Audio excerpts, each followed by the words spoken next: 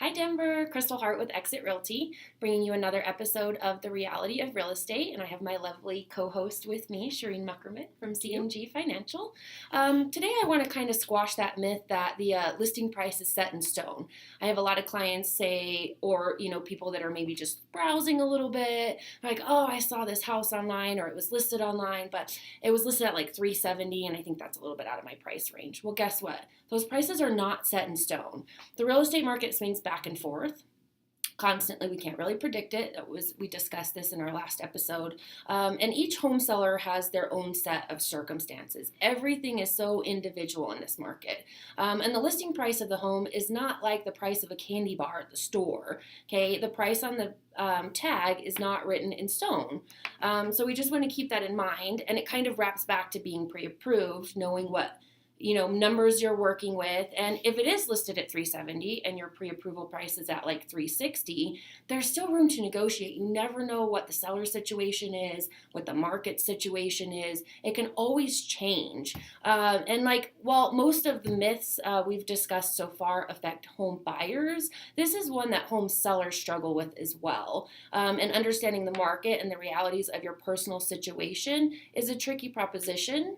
And often requires the guidance of a real estate agent or extensive research in your neighborhood. So you want to make sure that you're talking to a real estate agent and you're getting this, and that price isn't set in stone. Do you have anything to add into that? Yeah, like Crystal said, this helps.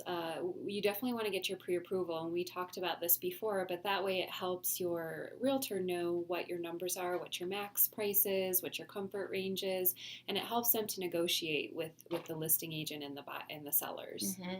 Yeah, and I always kind of like when I'm setting up a search for one of my clients, and I know, hey, we're maxed out, like this is our max price is like 370.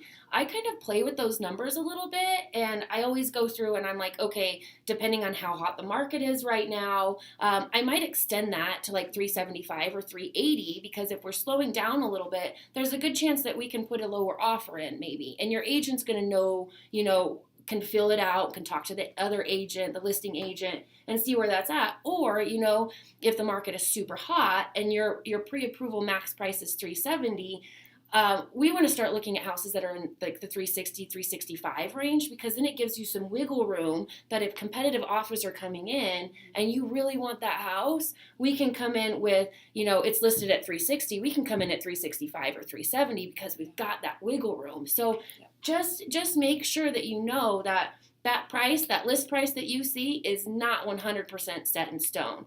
And that's why we go back and we look at those and we're like, okay, the list price was 370, but the house sold for 365. Let's go ahead and look and see what was going on in the market and see where we're going to be with that house that you're looking at as well. So just keep that in mind when you're looking at the prices. And as always, make sure that you have a professional on your side, a professional lender, obviously, and a professional real estate agent, preferably a realtor, to make sure that you're taken care of. If you have any questions or concerns, or you just kind of want to get to know the process a little bit, give us a call, leave us a comment, send us a direct message. Again, I'm Crystal Hart with Exit Realty, and Shereen with CMG Financial. Yeah. And have a good day. Yeah. Thanks, Denver.